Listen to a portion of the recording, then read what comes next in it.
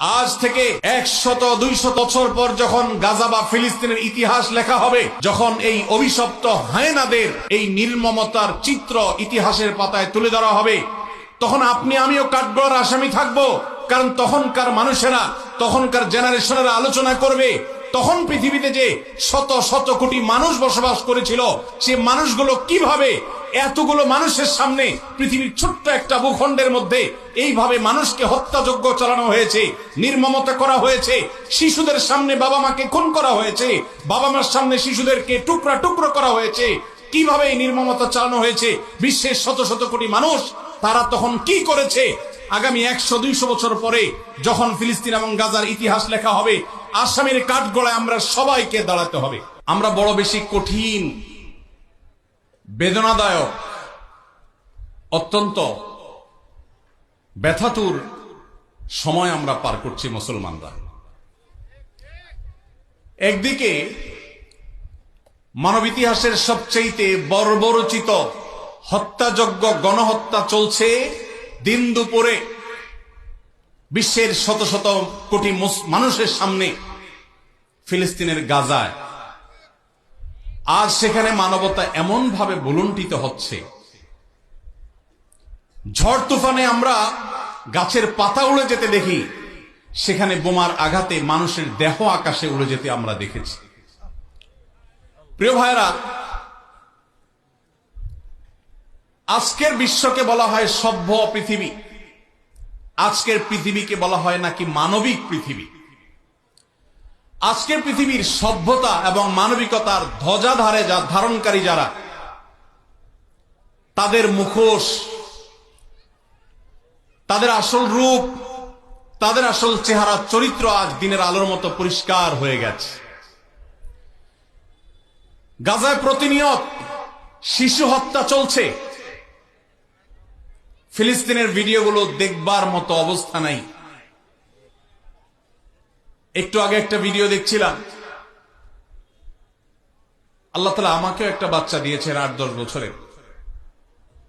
8-10 বছরের একটা ছেলে 5-6 বছরের একটা ছেলেকে,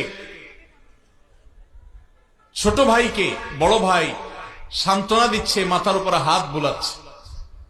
ছোট ভাই বড় ভাইয়ের কোলে মাথাটা রেখে চোখের পানি ফেলছে, অঝরে কাঁদছে, কারণ তাদের বাবা মাকে শহীদ করে দেওয়া হয়েছে।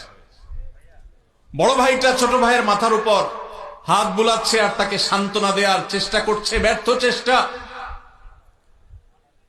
শত সহস্র শিশু আজ এতিম হয়েছে, শত সহস্র মা বাবার বুক আজ খালি হচ্ছে। যারা নারী অধিকার নিয়ে পান থেকে চুন খসলেই চিৎকার চেঁচামেচি করে, সেই মানুষগুলো আজ পাথর হয়ে গেছে। তাদের চোখের সামনে শত সহস্র মা বোনকে আজ খুন করা হচ্ছে। প্রেগনেন্ট মহিলাদেরকে রেখে সেই হসপিটাল বম্পিং করে উড়িয়ে দেওয়া হচ্ছে।